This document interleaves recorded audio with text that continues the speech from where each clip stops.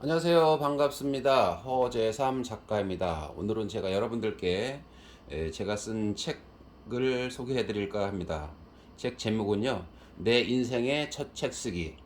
이 책은 제가 2018년도에 제 첫 책인 집주인이 보증금을 안 주네요 라는 책을 쓰고 나서 두 번째로 쓴 책인데요. 이 책에는 제가 제 인생, 자사전적인 인생 이야기도 담겨 있고, 그 다음에 제가 책 쓰기 과정을 배웠던 과정, 그리고 여러분들이 책을 쓰게 되면 초보 작가로서 어떻게 출판사에 투고를 하고 출간 기획서를 작성해야 되는지, 거기에 대해서 상세히 기술을 해 놓은 책입니다. 먼저 작가 소개를 잠깐 하겠습니다. 경기도 광명시에서 나고 자랐다. 은행원으로 첫 직장 생활을 시작했으며 국민대 영문학과를 졸업했다. 지난 30여 년간의 직장 생활을 정리하고 현재는 세종시에서 부동산 중개업소와 작가로서의 활동을 병행하고 있다. 삶의 한 축인 주거 문제를 고민하는 개업 공인중개사다. 책 쓰는 공인중개사로 불리기를 좋아한다. 4차 산업혁명 시대에 책 읽기의 소중함과 중요성은 더 절실해진다. 우리의 삶이 메말라갈수록 더 그렇다. 또한 책 읽기는 책 쓰기로 이어질 수 있다. 저자도 책 읽기의 중요성을 몸소 체험하고 주위에 독서 전도사로 활동하고 있다. 책을 쓰려고 하는 분들에게 미력 하나마 코칭도 병행하고 있다. 지은 책으로는 집주인이 보증금을 안 주네요가 있다. 네, 그럼 본문으로 잠깐 들어가 보겠습니다. 어린 시절 나의 꿈. 인간이 세상을 바라보는 기준은 항상 자기 몸이다. 즉, 나라는 존재를 우주의 중심에 두고 사물을 바라보는 관점도 그 안에서 제한된다. 어릴 적 그렇게 커 보였던 집 앞 도로와 골목길, 여름이면 가재 잡고 겨울이면 토끼 쫓던 동네 뒷동산의 나지막한 야산들, 친구들과 뛰어놀던 학교 운동장이 어른이 되어 가보면 왜 그렇게 작게 보이는지, 어려서 보았던 사물들은 그 자리에 변함이 없는데 왜 어른이 되어서는 그렇게 작아 보일까? 그만큼 사물을 바라보는 나의 관점이 변한 게 아닐까? 사람의 기억이랑 참 묘하다. 오래된 일도 바로 얼마 전에 일어난 것처럼 생생한 기억이 있는가 하면 얼마 지나지 않았는데도 아슬하게 우리 기억 저편에 자리 잡고 있는 기억이 있다. 나이가 들수록 사람들의 기억이나 추억은 고무줄이 되는 것 같다. 현대 심리학의 창시자를 할 수 있는 미국의 윌리엄 제임스가 공식적으로 발표한 심리학 용어 중에 설단 현상이라는 것이 있다. 특정 단어나 사람 이름이 생각날 듯 말 듯하고 입안에서만 빙빙 도는 현상이다. 이러한 현상은 나이가 들면서 자연스럽게 얻게 되는 세월의 산물이지만 아쉽고 두렵기도 하다. 이제 40여 년의 기억을 소환해 흩어져 있는 기억의 편린들을 모아 내 이야기를 풀어보고자 한다. 고향이란 명사를 사전에서 찾아보니 여러 가지 뜻이 있다. 그 중에 하나가 마음속에 깊이 간직한 그립고 정든 곳이란다. 그만큼 고향이란 우리의 향수를 자극하는 단어다. 까마득히 잊고 있던 나의 어린 시절을 추억하고 미소 짓게 만드는 정겹고 그리운 곳이다. 때로는 모든 것을 잊고 편안하게 내려놓고 쉬게 하는 곳이다. 나이 들수록 더욱더 그리운 곳이 고향이다. 내 고향은 경기도 광명시 일직동이다. 지금이야 고속전철도 들어서고 상가나 아파트들도 많이 지어져서 상점벽해를 이룬 도시가 되었지만 내가 자랄 때에는 그야말로 10여 가구 정도가 올망졸망 모여 살던 인심 좋은 전형적인 시골이었다. 나는 삼형제 중 막내로 태어났다. 형 둘은 어려운 가정 형편에 일찍 생활전선에 뛰어들었다. 같은 어머니 뱃속에서 태어났는데 우리 형제들은 다른 점이 참 많았다. 학창시절 나는 10여리 정도 떨어진 학교까지 매일 걸어서 등하교를 했다. 가끔은 친구들을 만나 같이 갈 때도 있었지만 거의 혼자 가는 날이 많았다. 학교 가는 길은 거칠고 투박한 비포장 도로였다. 길 양옆에는 코스모스 꽃들이 서로의 자태를 뽐내며 마치 열병식이라도 하듯 각을 맞춰 늘어서 있다. 들에 핀 이름 모를 야생화도 빙긋 웃으며 나를 반겼다. 새소리와 바람소리도 나의 귓가를 울리며 나에게 벗이 되어주었다. 한적하고 고요한 길을 걸을 때면 꿈같은 상상의 세계로 빠져들기도 했다. 자연은 계절이 바뀔 때마다 새로운 옷단장을 하고 우리에게 일용할 양식을 제공해 주었다. 구름이 유유히 흘러가는 산길을 걷다 보면 지천에 널려 있는 게 뽕나무였다. 가까이 가보면 까만 오디가 주렁주렁 달려 있었다. 오디는 안토시아닌이 풍부해 노화 방지와 시력 개선에 효과가 있단다. 비타민 E도 풍부해 항산화 효과도 많단다. 그때는 몰랐고 지금은 알았다. 그때가 그립다. 가을 거지가 끝난 포도밭에 들어가 보면 미처 수확하지 못한 포도알들이 듬성듬성 달려있다. 그런 포도를 만나면 마치 무슨 횡재라도 한 양 좋아했던 그때의 기억들이 새록새록 떠오른다. 독서를 통해 재기에 성공했다. 지금은 작고한 현대그룹 정주영 명예회장의 자서전 시련은 있어도 실패는 없다라는 책을 보면 빈대에 관한 일화가 나온다. 정주영 회장은 가난한 농부의 아들로 태어났다. 농사짓는 일이 지겨워 새로운 일을 개척하고자 가출을 반복했다. 그런 가정을 겪으며 생긴 일화다. 옛날에는 시골 도시 할 것 없이 빈대가 많았다. 네 번째 가출로 인천 부두에서 막노동할 때 그곳의 노동자 숙소는 그야말로 빈대 지옥이었다. 떡을 메고 가도 모를 만큼 고단한 지경에도 잠을 잘 수 없었다.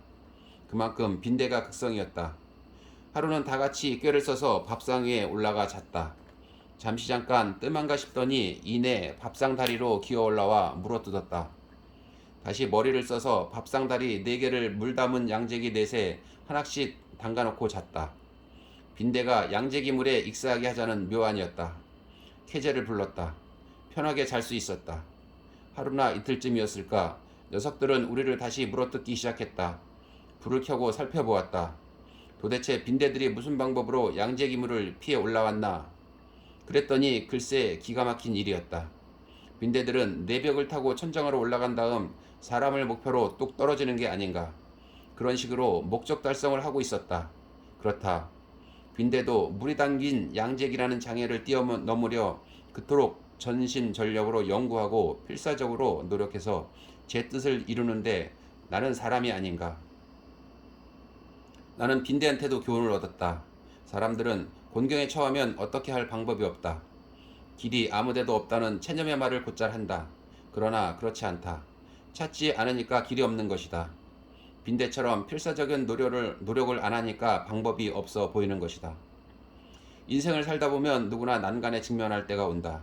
직장 문제, 인간관계, 돈, 건강 문제 등 개개인에 따라 깊이와 넓이만 다를 뿐이다.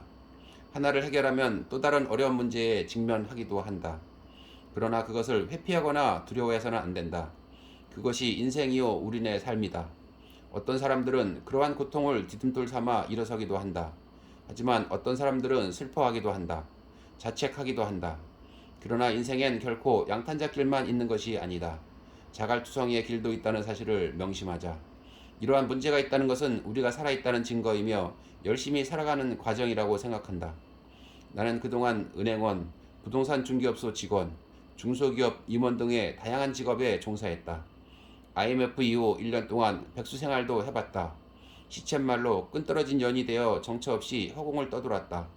어느 날은 소주 한 병에 과자 봉지 하나 들고 뒷산에 올라 신세 한탄을 한 적도 있었다. 하루 30분 독서의 힘. 하루 30분의 독서, 당신의 운명이 바뀔 수 있습니다. 내가 지인들이나 주위 사람들에게 자주 해주는 말이다. 우리는 모두 행복한 가정과 사회상회를 이루기를 소망한다. 많은 사람들이 부와 명예와 행복을 얻고 싶어 한다. 그러나 부와 명예나 행복은 저절로 이루어지지 않는다. 우리는 각 분야에서 리더가 되기를 소망한다. 그러나 리더는 하루아침에 이루어지지 않는다. 리더를 소망하는 사람은 먼저 리더가 돼야 한다. 물론 소위 얘기하는 금수저들은 부모로부터 부와 명예를 한 번에 물려받을 수 있겠지만 그렇게 받은 리더의 자리는 오래 머물 수 없다. 본인이 만들고 쌓아나가야만 한다. 리더로서의 풍부한 지식과 경험이 축적되어야 한다. 타인을 이끌 수 있는 지혜가 있어야 한다. 경험은 우리가 몸소 체험하는 직접 경험도 있지만 타인이나 책을 통해서 얻는 간접 경험도 있다. 이러한 리더가 되기 위해서는 다독을 해야 한다. 다양한 장르의 책을 두루 섭렵해야만 하기 때문에 다른 사람보다 더 많은 시간을 독서에 투자해야 한다. 하루 3시간씩 독서를 하면 한 달에 12권의 책을 읽을 수 있고 1년이면 약 140여 권, 10년이면 1000권 이상의 책을 읽을 수 있다. 10년이면 강산도 변한다는 속담이 있다. 이 말은 어떤 상태나 상황도 오랜 시간이 지나면 각각의 모양이나 특성이 바뀐다라는 뜻이다. 이 정도의 책을 섭렵한 다독가라면 어떤 분야에 종사하건 성공할 수 있다고 확신한다.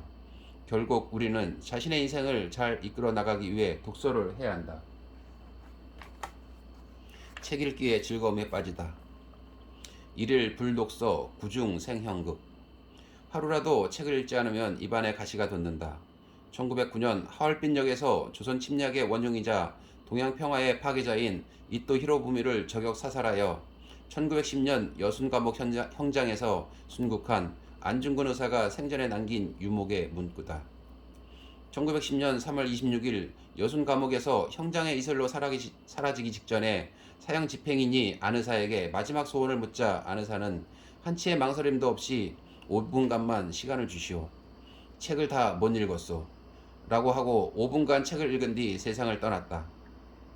감옥에서의 모진 고문에도 굴하지 않고 독서와 집필, 서예에 전력하였고 죽는 순간까지 책을 놓지 않았던 안 의사야말로 진정한 애국자이자 학인이라고 할 수 있다. 문체부는 올해를 책의 해로 정하고 국민들의 독서율을 끌어올리기 위해 다양한 행사와 노력을 기울이고 있다. 그러나 정부가 나서서 독서를 권장하기 이전에 우리 스스로가 독서를 생활화하고 몸에 배는 습관으로 굳히고 독서를 통해 책 읽는 즐거움에 빠져야 할 것이다. 요즘 일상에서 느낄 수 있는 작지만 확실하게 실현 가능한 행복 또는 그러한 행복을 추구하는 삶의 경향을 뜻하는 소확행이라는 용어가 유행이다. 원래 소확행이란 말은 일본의 소설가 무라카미 하루키 에세이 랑켈 한스섬의 오후에서 1986년에 쓰인 말이라고 한다. 하루키는 소소한 일상에서 우리가 성취하기 쉽고 확실한 행복감을 느끼는 것을 소확행이라고 했다. 우리는 다른 곳에서 소확행을 찾기보다는 독서를 통해 즐거움과 일상의 피로를 이겨낼 수 있는 원동력을 찾아야 한다. 책은 교양이나 정보, 전문 지식 등을 전해주기도 하지만 타인의 소중한 경험과 인생 이야기, 내 자신을 되돌아보게 하는 철학적인 성찰도 담고 있다. 당신이 쓴 한 권의 책이 당신 스스로의 운명을 바꾼다. 호랑이는 죽어서 가죽을 남기고 사람은 죽어서 이름을 남긴다는 말이 있다. 자신의 이름으로 책 한 권 남긴다는 것은 인생의 길목에서 무엇보다 값지고 의미 있는 일이다. 어떤 분야에서든 성공한 사람들은 예외 없이 결심과 실천을 동시에 이룩한 사람들이다. 책을 출간한 작가들은 어떤 사람들인가? 책 쓰기를 통해 새로운 삶을 살고 싶다는 뜨거운 열정과 절박함을 가슴에 안고 살아가는 사람들이다. 책 쓰기의 효과는 우리가 상상하는 것 이상으로 우리 앞에 다가온다. 세상에는 두 부류의 사람들이 있다. 책을 읽는 독자와 책을 쓰는 작가다. 수동적으로 책만 읽는 독자에서 그칠 것인가? 아니면 능동적으로 책을 쓰는 작가가 될 것인가? 그건 당신의 선택에 달려있다. 당신이 독자에서 작가로 변신하는 순간 당신을 바라보는 주위 사람들의 시선도 180도 바뀔 것이다. 당신의 호칭도 누구누구 시에서 작가님, 코치님, 작가 선생님 등의 다양한 호칭으로 불릴 것이다. 이러한 신분 상승은 나도 직접 체험한 리얼 스토리다. 책을 내기 전까지 평범했던 내가 한 권의 책을 낸 순간 아내의 시선과 자녀들의 눈빛과 말투가 달라졌다. 친척들이나 지인들의 시선도 많이 부드러워졌다. 존경의 눈치리로 바뀌었다. 우리는 본인이 가보지 못한 길을 가는 사람에게 환호와 존경을 보낸다. 부러움과 동시에 질투의 감정도 느낄 것이다. 사람은 누구나 자신이 원하고 꿈꾸는 인생을 살 수 있다. 그렇게 되지 않는 이유는 생각만 하고 실천하지 않기 때문이다. 현실과 타협하면서 적당히 살기 때문이다. 책을 쓰는 데에 있어서 당신이 지금 무슨 일을 하든 그것은 문제가 되지 않는다. 오로지 당신의 결심과 실천만이 남아있다. 책을 쓴다는 것은 최고의 공부법이자 자기 탐구 방법이다. 책을 쓰고 탐구하는 과정에서 쑥쑥 성장하는 당신 자신의 모습을 발견할 것이다. 인생에서 너무 늦은 때란 없다. 여자 팔자, 디용박 팔자라는 말이 있다. 디용박이란 박을 쪼개지 않은 채로 꼭지 근처에 구멍만 뚫거나 아니면 꼭지 부분을 베어내고 속을 파낸 바가지를 말한다. 이 디용박은 다양한 용도로 쓰였는데 디용박에 무엇을 담느냐에 따라 그 쓰임새와 가치가 달라지기 때문에 이를 여자의 팔자와 비교한 것으로 보인다. 즉 여자가 어떤 배우자를 만났느냐에 따라 팔자가 정해진다는 뜻으로 쓰인 속담이다. 날카로운 칼도 주방에서 요리사가 사용하면 맛있는 음식을 만드는 유용한 도구지만 강도가 남의 집에 침입해서 인명을 살상할 목적으로 사용하면 무서운 흉기로 변한다.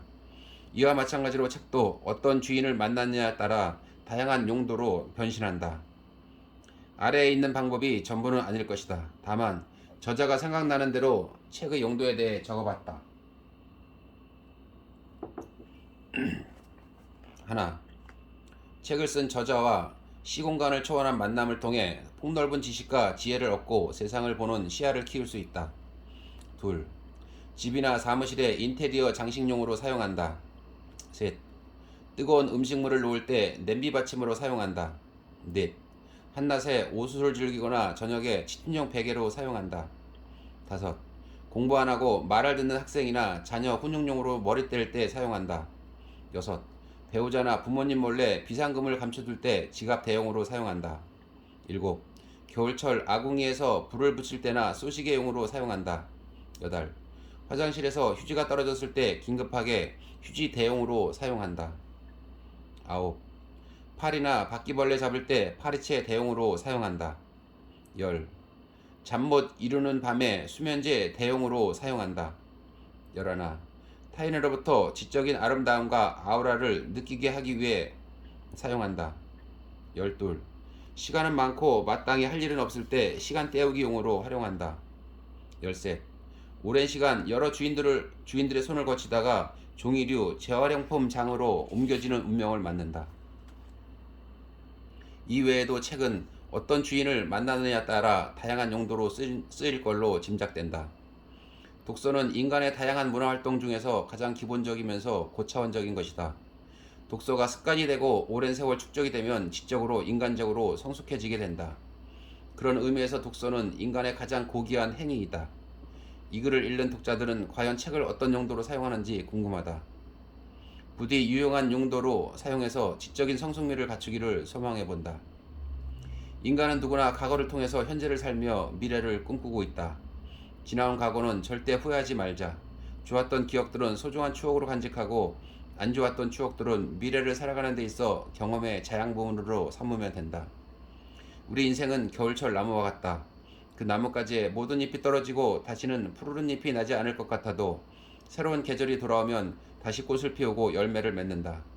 인생에서 결코 늦은 때는 없다. 내가 너무 늦었다고 믿고 있을 뿐이다. 컵에 물이 반밖에 없다고 하는 비관론자가 될 것인지 반이나 있다고 하는 낙관론자가 될 것인지는 그 누구도 아닌 나 자신이 마음먹기에 따라 달라진다. 배움에는 때와 장소와 나이 많고 적음이 없다. 글쓰기도 마찬가지다. 내가 시작하는 그 순간이 가장 빠를 때고 내가 글쓰기를 시작하는 장소가 가장 적합한 장소다. 우리 인생은 선택의 연속이라고 할 수 있다. 많은 사람이 잘 다져놓은 안전하고 확실한 길이 있는가 하면 이제껏 한 번도 가본 적 없는 무섭고 두려운 풍경이 펼쳐진 비포장도로도 있다. 눈에 보이지 않던 작은 변화가 누적돼 일시에 큰 변화가 일어나는 현상이 있다. 이를 티핑 포인트라고 한다. 책장에 먼지가 하루하루 켜켜이 조금씩 쌓여가듯이 콩나물 시루에 물을 줘도 쑥쑥 자라는 모습이 눈에는 보이지 않지만 언젠가 시루 전체를 뒤덮듯이 낙타의 등에 지푸라기를 얹다 보면 낙타가 무릎을 꿇는 순간이 오듯이 한 권의 책을 통해 변화되는 모습은 눈에 잘 보이지 않는다. 그렇지만 쌓이고 쌓이다 보면 인간을 송두리째 변화하도록 만드는 미끄럼이 될 것이다. 한 권이 모여 두 권이 되고 두 권이 모여 세 권이 된다. 그리고 그렇게 쌓이다 보면 머지않아 결국 100권이 되고 1000권이 된다. 사전에서 습관이란 단어를 검색하면 어떤 행위를 오랫동안 되풀이하는 과정에서 저절로 익혀진 행동 방식이라고 나와 있다. 우리가 어떤 행동을 할 때 의무감을 갖고 억지로 하는 것이 아닌 생각 없이 반사적으로 하는 행동인지를 연구한 연구 결과가 있다. 2010년 영국 런던 대학교 제인 워들 교수가 이끄는 연구팀에 따르면 습관이 우리 몸에 완전히 정착되는 데는 평균 62일이 걸린다고 한다. 물론 개인마다 차이가 있을 수 있으며 어떤 행동 습관이냐에 따라 덜 걸릴 수도 있고 더 걸릴 수도 있을 것이다. 하지만 66일 동안 매일 같은 행동을 반복하면 두뇌에 각인되어 그 후에는 누가 시키지 않아도 자동 반복적으로 이러한 행동이 나온다고 한다. 따라서 처음 책 읽기 습관을 들이기가 어렵지 일단 내 몸에 완전히 체득된다면 독서의 즐거움과 효용에서 빠져나오기 힘들 것이다. 아프리카 격언에 노인 한 명이 죽는 것은 도서관 하나가 사라지는 것 같다라는 말이 있다. 덴마크 속담에도 집안에 노인이 없으면 옆집에서 빌려와라는 말도 있다. 나이가 들면 여유와 분별력이 생긴다고 한다. 또한 그들이 수십 년간 쌓아온 지식과 지혜는 귀중한 사회적 자산이다. 글쓰기와 책쓰기를 통해 후손들에게 전해주어야 할 가치이다. 목표 없는 인생은 나침반 없이 항해하는 배와 같다. 계단 전체가 보이지 않을지는 몰라도 일단 첫 계단을 오르는 것이 중요하다. 마틴 루터킹 박사의 말이다. 확신이 서지 않을 때마다 이렇게 반복해보라. 앞으로 가는 한 걸음 한 걸음마라도 괜찮다. 결승선을 지날 때 비틀거릴지 몰라도 머뭇거리며 간신히 걷더라도 어떻게든 걷기만 한다면 걸음마라도 좋다. 승리의 순간들을 뒤돌아보면 목적의식과 빠르지 않더라도 앞으로 나아가려는 의지가 결국 성공으로 이어지는 숨은 노력의 시간들이었음을 떠올릴 수 있을 것이다. 호주에서 농부의 아들로 태어난 앤드류 매티스는 세계적으로 유명한 동기부여 전문가이자 행복을 그리는 철학자로 불린다. 그는 이런 말을 한 적이 있다. 중요한 것은 목표를 이루는 것이 아니라 그 과정에서 무엇을 배우며 얼마나 성장했느냐이다. 당신 인생의 목표는 무엇인가? 목표 없는 삶은 우연과 상황에 의해 좌우될 것이다. 우리는 목표 없는 무미건조한 삶을 살지 말아야 한다. 목표는 당신이 인생을 살아가는데 올바른 방향으로 갈 수 있도록 인도해주는 최선의 방법이자 원하는 그곳에 얼마만큼 도달했는지를 가늠해 볼 수 있는 기준점이다. 자신이 처한 삶의 환경을 바꿔보겠다는 열정과 분명한 목표가 있어야 한다. 또한 그것을 이룰 수 있다는 자신감도 가지고 있어야 한다. 목표 없는 인생은 망망대해에서 방향도 없이 열심히 노만 젓는 것과 다를 바 없는 인생이다. 우리는 누구나 목표를 설정하고 앞으로 나아가지만 중간에 포기하고 좌절하는 사람이 있는가 하면 목표의 정상에서 성취감을 맛보는 사람도 있다.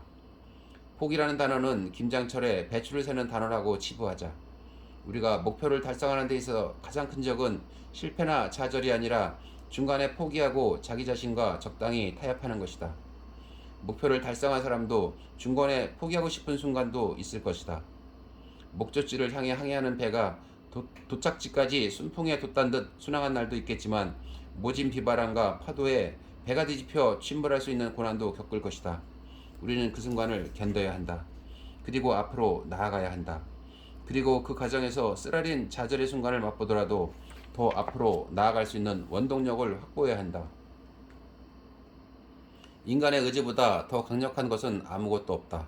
그러나 강력한 의지와 더불어 명확한 목표가 있어야 한다.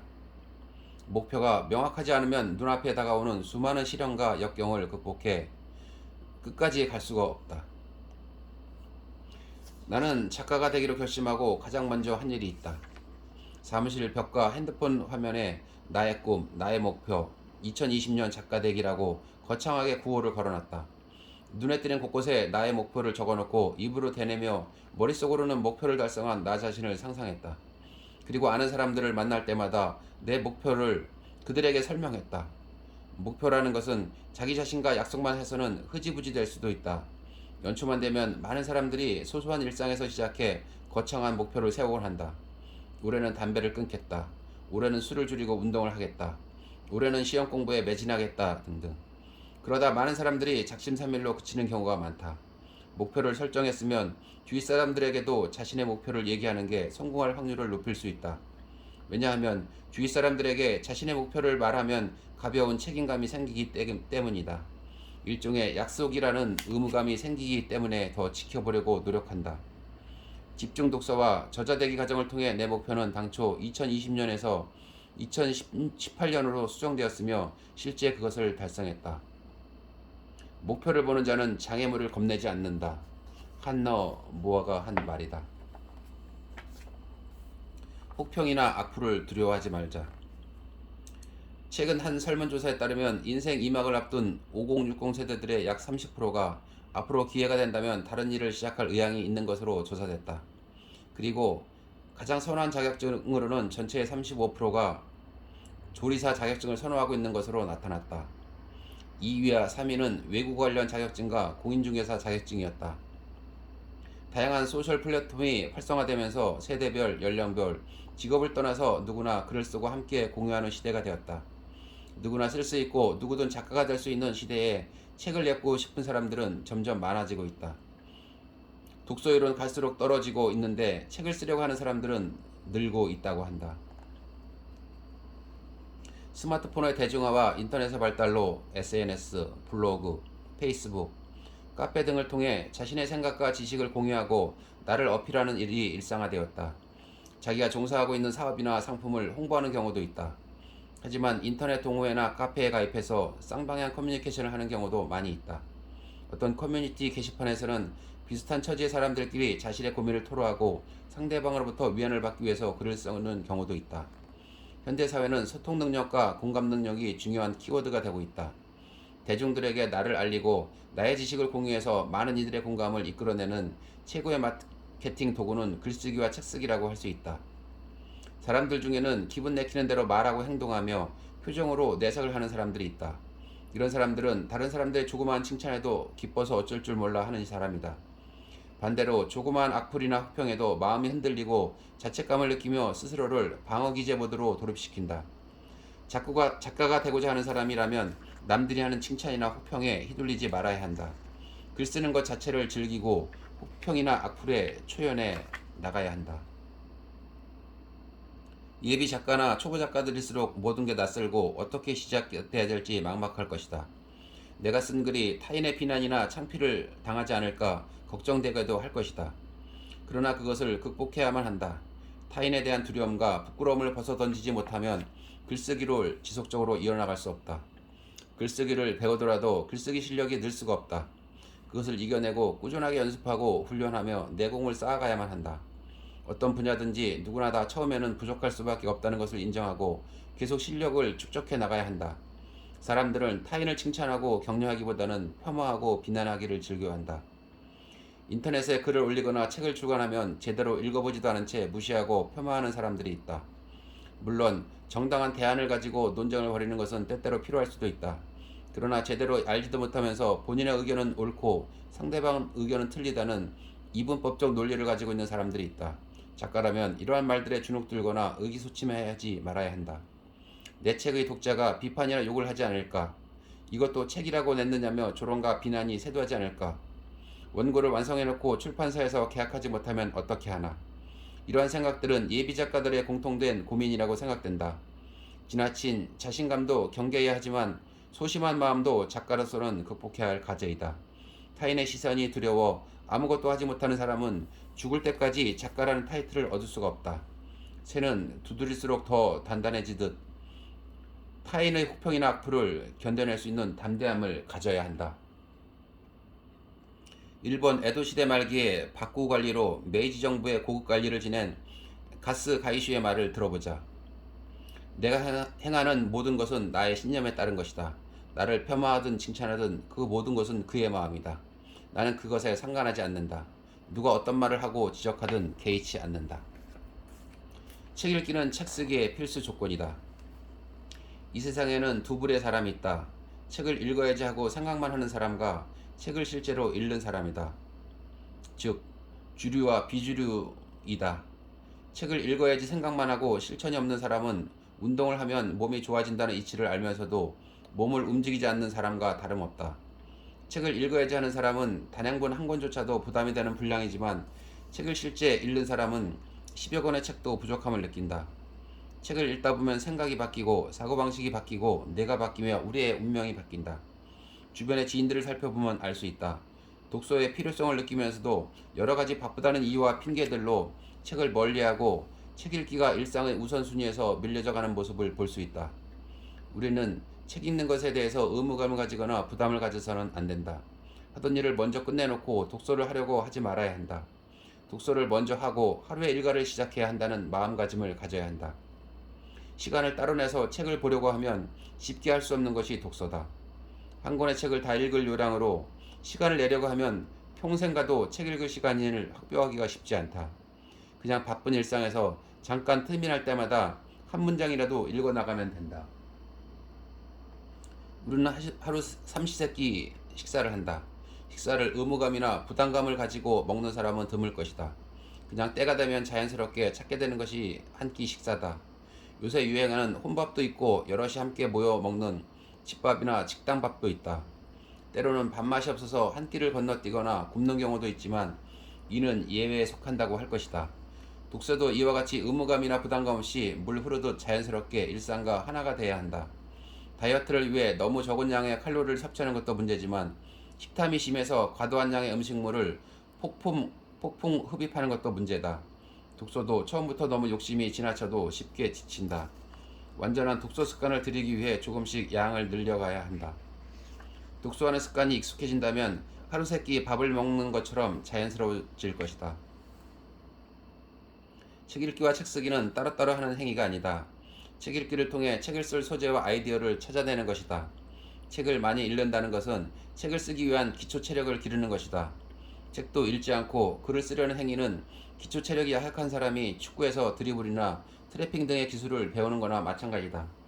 책을 쓰기 위해서는 풍부한 독해 능력이 필수적이다. 문장에 어울리는 단어를 적재적소에 나열하기 위해서는 많은 어휘수를 알고 있어야 한다. 책 쓰기에는 이 밖에도 문장 구사력, 논리적 사고 능력 등도 필요하다. 이 모든 것이 독서 행위와 사고의 과정을 거쳐야 가능하다. 단어는 자음과 모음의 결함을 통해 생성되며 텍스트는 단어와 문장으로 이루어진다. 음식을 만들기 위해서는 기본적으로 재료가 있어야 한다. 아무리 훌륭한 주방장이라도 재료가 없으면 음식을 만들 수 없다. 재료는 음식을 만드는 데 있어 필수 조건이다. 음식을 만들기 위해서 식재료가 필수이듯이 책 읽기는 책 쓰기에 필수라고 할 것이다. 책 속에는 다양한 식재료가 있다. 만들고자 하는 음식의 종류에 따라 다양한 식재료가 필요하듯 지속적으로 책을 쓰려면 독서를 통해 다양한 식재료를 확보하고 있어야 한다. 네, 이 뒤쪽에 넘어가시면요, 제가 그 책을 내려고 하는 분들을 위해서 출판사 이메일 주소 300곳을 부록으로 실어놨고요.